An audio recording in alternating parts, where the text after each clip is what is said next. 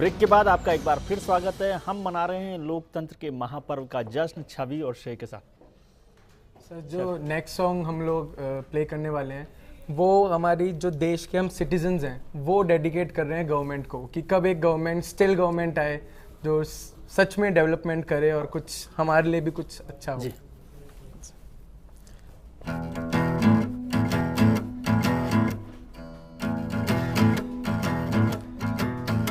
इंतहा हो गई इंतजार की,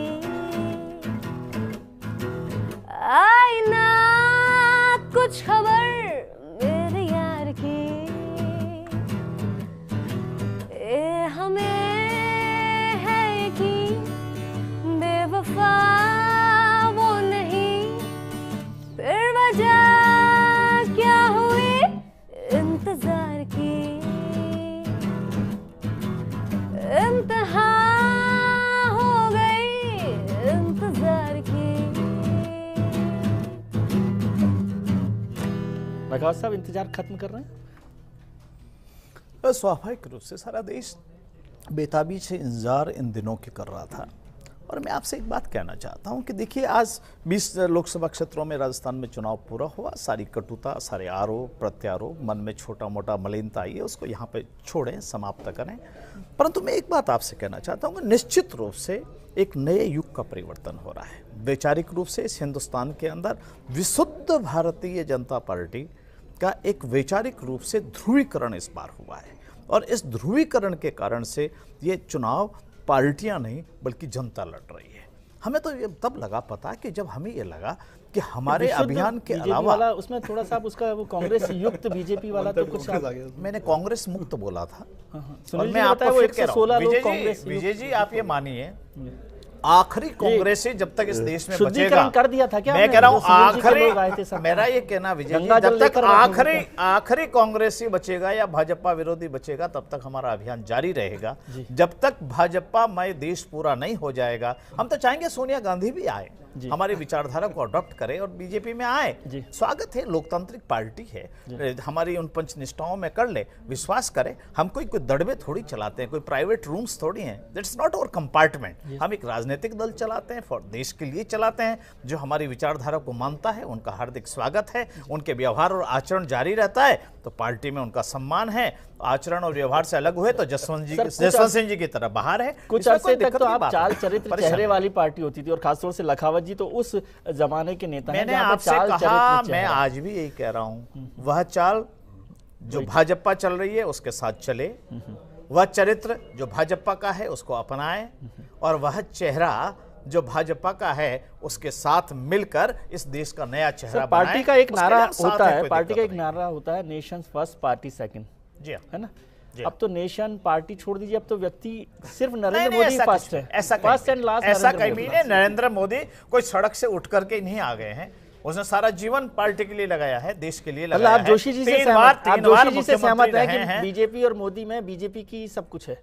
मैंने आपसे एक निवेदन कहा ना, आप हमारे अखबार वाले बहुत अच्छे मित्र लोग हैं, आप परिभाषा करते रहते हैं। हमने तो कालिदास की भी परिभाषा की थी। ऐसे आजकल शब्दों की परिभाषा हो रही है।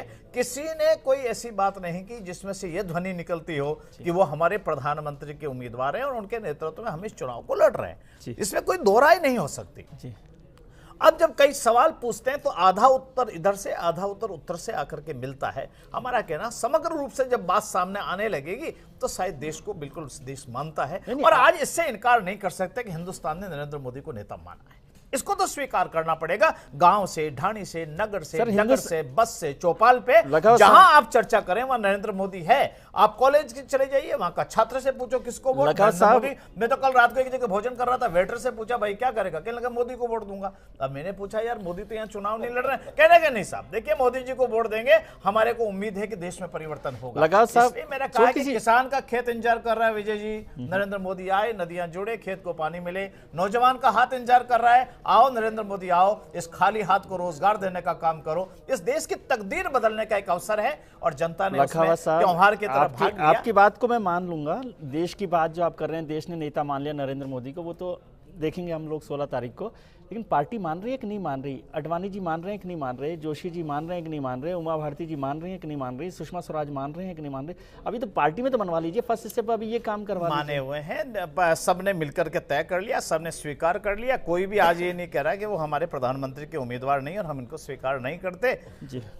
इसमें कहीं परेशानी नहीं है। एक चीज समझ नहीं आती कि मोदी जी में ऐसा क्या है कि 116 लोग कांग्रेस ही आने के बाद में, वहीं जो यूपी के गठबंधन में लोग थे वहीं आने के बाद में सडनली देश बदल जाएगा। वो लखनऊ से गंगा जल लेकर बैठे हुए ना, अभी बताया आपको उन्होंने। तो कांग्रेस से आ जाता है वो सडनली, सबका शुद्धिकरण कर लेता क्षमता है, विचार है, सबको साथ लेके चलने की क्षमता है, हिंदुस्तान की माटी की सुगंध है, काम करने की शक्ति है। एंट्रेंस टेस्ट क्लियर करके वो विजय जी, मैं आपको एक बात बताना चाहूंगा। मेरे मित्र जो हैं वो उन्होंने बड़ी इंटरेस्टिंग बात की, चाल चरित्र चेहरे की बात की। मैं भी चाल चरित्र चेहरे के ऊपर इनसे निवेदन करना चाहता हूं। क्या इनका चेहरा कैसा था? सुनील, मैं बीच में नहीं बोलता हूं। अब देखिए, इन्होंने आप जब बोले तो मैं चुप बैठा था। बोलने का मौका अच्छा, बोलने का कोई मतलब, मेरा मतलब ये नहीं है। देखिए, लाखावत जी की पार्टी 1989 से 89 से एक रिटोरिक लगातार लेके चल रही थी, और वो इनका नारा था मंदिर वहीं बनाएंगे। पूरे देश को इन्होंने पोलराइज किया, पूरे देश को एक्सप्लॉइट किया, शिलाएं ले लेके घूमे, हर गांव-गांव, गली-गली, ढानी-ढानी ये लोग शिलाएं लेके पहुंचे, और हर इंसान को इन्होंने एक विश्वास दिलाया कि अगर हम सत्ता में आएंगे तो हम मंदिर वहीं बनाएंगे। उस दिन भी संविधान था, उस दिन भी वो सारी कानूनी अड़चनें थी, मगर आज इस चुनाव पत्र, घोषणा पत्र 3 तारीख को इन्हें रिलीज करना था। 3 तारीख को जब रिलीज करने की बात थी, आप नहीं 3 तारीख को रिलीज नहीं हुआ, 7 तारीख को रिलीज हुआ है। तो इनके चारों चरित्र और चेहरे को स्पष्ट बताता है, इनकी प्राथमिकता को स्पष्ट बताता है कि इनकी प्राथमिकता केवल वोट है। वोट के अलावा इनका कोई धर्म ईमान ही नहीं है। बात एक है, जिस मंदिर की बात को करके इन्होंने अपनी बुनियाद रखी और 2 सीटों से ये इस मुकाम पर पहुंचे, उस मंदिर को घोषणा पत्र में रखा जाए या नहीं रखा जाए, इसके ऊपर 2 मत बन गए। एक मत, एक तरफ अकेले मोदी जी थे और दूसरी तरफ पूरी भाजपा थी। मोदी जी चाहते थे कि अब जब मुझे मौका मिला प्रधानमंत्री की कुर्सी पर बैठने का, अब मंदिर को आप दफना दीजिए। पहले अटल बिहारी वाजपेयी भी यही कहते रहे, जिस इश्यू के ऊपर सत्ता के ऊपर आए, आपकी इच्छा है मंदिर बनाने की? नहीं, मेरी बात सुनिए, वो हमारा एजेंडा कभी भी नहीं रहा। हमने कभी भी उस चीज को एक्सप्लॉइट नहीं किया, इन्होंने एक्सप्लॉइट किया, उस इमोशन को एक्सप्लॉइट किया इन्होंने। मगर जब सत्ता में आते हैं तब कहते हैं 5 फुट उसको नीचे गाड़ दीजिए 5 साल के लिए। जब घोषणा पत्र बनने की बात आती है मोदी जी की, तो मोदी जी कहते हैं कि अब मंदिर कोई इशू नहीं है, मंदिर का इशू घोषणा पत्र में नहीं रखा जाना चाहिए। एक छोटा सा सवाल मैं पूछूं, और अंत में मेरी बात सुनिए, घोषणा पत्र में अंतिम मुद्दा उसको रखा गया है, वो भी एक फॉर्मली ढंग से, वो इस बात को रेखांकित करता है, जिस चीज को लेके 25-30 साल तक पूरे देश भर को भावनाओं के अंदर ज्वालाएं धधकाते रहे। वो इशू जब बात आई, मुकाम पे पहुंचाने की बात आई, तो उससे फिर गए, लेकिन उन्होंने वोट को नुकसान हो रहा है। अब बात, आप आगे की बात भी बताना चाहूंगा। आप ये कह रहे हैं, मुझे आपसे घोषणा पत्र में स्पष्ट कर दिया। जी विजय जी, मैं आपसे एक बात कहना चाहता हूं कि मोदी जी की बात सुनील जी से हुई या राहुल जी से हुई? पहले बता दें कि मोदी जी ने क्या कहा। देश क्या, एक आदमी बता दीजिए, मेरा कहना, एक व्यक्ति बताइए जिसकी बात हुई है मोदी जी से कि मोदी जी ने ये कहा। आप मोदी जी को कोट कर रहे हैं, मुझे क्षमा कीजिएगा विजय जी, मैं आपसे कह रहा हूं मोदी जी, अरे भाई आप बताइए ना किस तारीख को, किससे, किस कमरे में, किस लाइट में, किससे बात हुई? मैं बिल्कुल रिस्पॉन्सिबल ये बात कह रहा हूं। अरे आप नाम बताओ ना भाई, आपकी बात हुई क्या? बात तो सुनिए, आपकी बात बिल्कुल, मेरी बात सुनिए, पूरा देश जानता है, पूरा देश जानता है, देश की बात है। 3 तारीख को आपको घोषणा पत्र, मेरा ये कहना है, मेरा दूसरा सवाल है। नहीं विजय जी, लखावा जी, ठीक है, देखिए विजय जी, क्यों बोला? हमारा ये कहना विजय जी, तारीख तय हमारी ये करेंगे घोषणा पत्र की पहली बार। पूरे देश सुनिए, मैं आपके बीच में नहीं बोल रहा हूं। सुनील जी, अगर देखिए वो इशू नहीं है ना, पड़ेगा। देखो मैं विजय जी 2 बात कर रहा हूं, वो इशू नहीं है कि मेरा कहना है घोषणा विजय जी, ये मैं ये कहूं कि राहुल गांधी जी ने ये कहा तो मैं तो वहां मौजूद नहीं था। मैं कह रहा हूं कि नरेंद्र मोदी जी की बात किससे हुई? ये स्पोक पर्सन कब से बन गए नरेंद्र मोदी जी के? एक बात। दूसरी बात मैं आपसे ये कहना चाहता हूं कि कांग्रेस को अब निश्चित रूप से इसको स्वीकार करो ना, क्यों बगले झांक रहे हो? आपके किए हुए पाप है, इस देश के साथ धोखा किया आपने, देश को आपने 67 साल में से 56 साल तक देश को आपने रसातल पे पहुंचाया, आपके कर्म हैं जिसके परिणाम आ रहे हैं। तो इसको भुगतिए, सुधरने का काम करो, देश की जनता से माफी मांगो कि भाई हम तुम्हारी इच्छा के अनुरूप राज नहीं कर सके और हम अगले चुनाव के लिए फिर अपनी तैयारी करेंगे। राजस्थान के अंदर क्या किया? ये मतदान की बात करते हैं, इनका पीसीसी का चीफ वोट डालने राजस्थान में नहीं गया, मुझे क्षमा कीजिएगा, ये लोकतंत्र मतदान की दुहाई देते हैं, सारे राज्य से कहते हैं भाइयों मतदान करना, पर मैं पीसीसी चीफ मतदान नहीं करूंगा।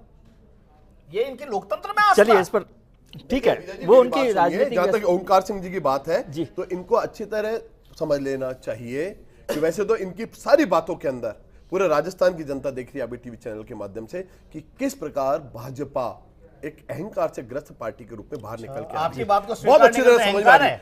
है। नहीं आपकी बात में हाँ मिला रहे हैं। मेरी बात सुनिए, क्यों 2004 के अंदर भी आपने इसी ढंग से वादा किया था, इसी ढंग से आप कह रहे थे कि हमारे, और रही बात है देश के सुशासन की बात, दोनों मिलकर राम मंदिर बनाएंगे। मेरी बात सुनिए, 1947 का जो देश था, जब सुई भी जिस देश में नहीं बनती थी, आज उस देश का विमान चंद्र मंगलयान की तरफ जा रहा है, मंगल की तरफ जा रहा है। चलिए इस पर ये तो बहुत बात हो गई है। सुनील जी, तीसरे नंबर की सबसे बड़ी इकोनॉमी, सुनील जी ये सारी बात हो चुकी है, कहीं ना कहीं कांग्रेस के सुशासन। चलिए इस पर चर्चा, इस पर सब पर चर्चा हो चुकी है। अब इन चुनाव को, इन वोटिंग की चर्चा हम करेंगे ब्रेक के बाद भी। हमारे साथ पैनल बना हुआ है।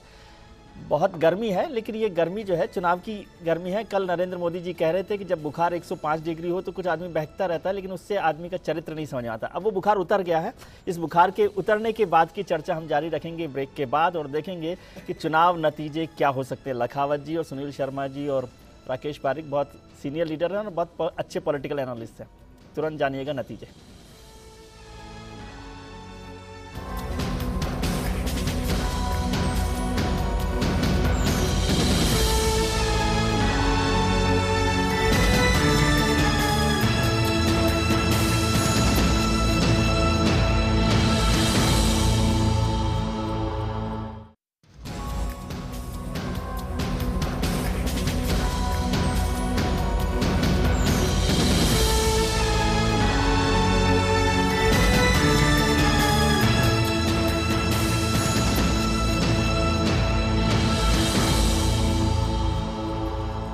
ब्रेक के बाद आपका एक बार फिर स्वागत है। हम कर रहे हैं चर्चा दिल्ली चलो के इस खास कार्यक्रम में। हमारे साथ अभी देखते हैं कि जो खास पैनल है उस पर तो चर्चा करेंगे, लेकिन नरेंद्र मोदी हिम्मत नगर में 3D के रास्ते से एक सभा को संबोधित कर रहे हैं। देखते हैं।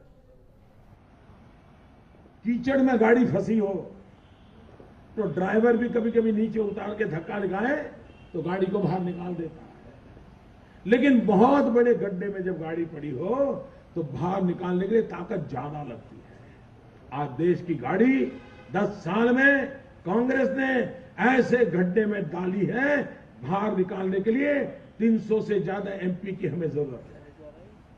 ताकतवर एमपी की जरूरत है, लोकतंत्र को समर्पित एमपी की जरूरत है, भारत की जनता की भलाई के लिए जीने मरने के संकल्प करने वाले एमपीओ की जरूरत है। और मैं आपसे प्रार्थना करता हूं, एनडीए के मेरे साथियों को विजयी बनाइए, भारतीय जनता पार्टी को विजयी बनाइए।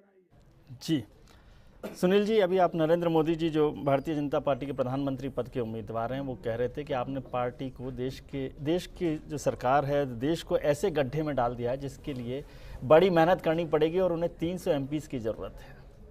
देखिए विजय जी, आपको मैं एक बात बता देता हूँ, मैंने अभी इतना गड़बड़ क्यों किया आपने? नहीं, ऐसा कोई गड़बड़ नहीं हुई। पहली बात तो बता देता हूँ, दो बातें मेरे, दो इसमें कंटेंशंस हैं। एक तो ये कि औपनिवेशिक सरकार से महाशक्ति, अगर आर्थिक महाशक्ति बनी है तो कहीं ना कहीं कांग्रेस के सुशासन का परिणाम है।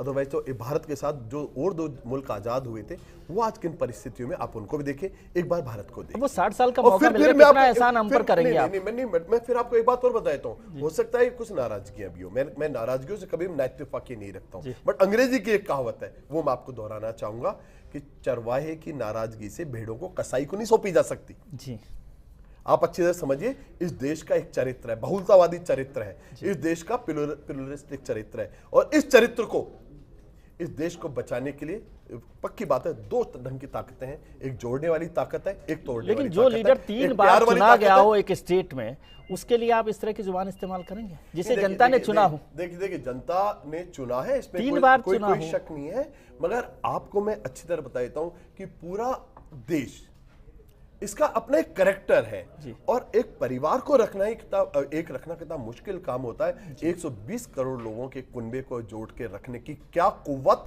और क्या सलाहियत नरेंद्र मोदी में है, ये आपका भी दिल जानता है, ये मेरा भी दिल जानता है। अच्छी तरह मैं बता देता हूं, आप जिस भाजपा, जिन लोगों का फ्रंटल ऑर्गेनाइजेशन है, आरएसएस की बात मैं करना चाहता हूं, उस आरएसएस के गुरु गोलवलकर ने सांस्कृतिक राष्ट्रवाद के ऊपर एक पुस्तक लिखी थी। मैं उस पुस्तक को 1 मिनट के लिए कोट करना चाहता हूं। We and our nation would define. Yes, उसके अंदर we and our nation would define के अंदर उन्होंने बहुत स्पष्ट लिखा था कि उनका राष्ट्रवाद क्या है, उनका सांस्कृतिक राष्ट्रवाद क्या है, और उस सांस्कृतिक राष्ट्रवाद के अंदर इस देश के अंदर रहने वाले अल्पसंख्यकों की क्या भूमिका होगी।